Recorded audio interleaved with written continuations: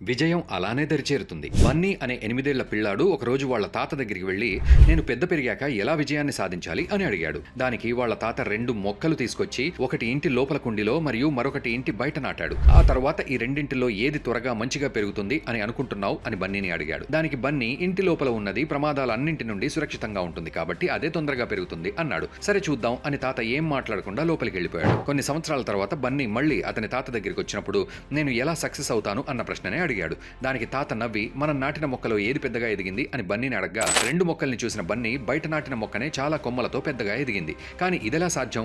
బయట నాటిన మొక్కకు ప్రమాదాలు పొంచి ఉంటాయి కదా అని మళ్ళీ ప్రశ్నించాడు. తాత వెంటనే, ఏవైతే ప్రమాదాలను ఎదుర్కొంటాయో అవి ఆ ప్రమాదాలని తట్టుకుని నిలబడడానికి మరింత బలోపేతం అవుతాయి.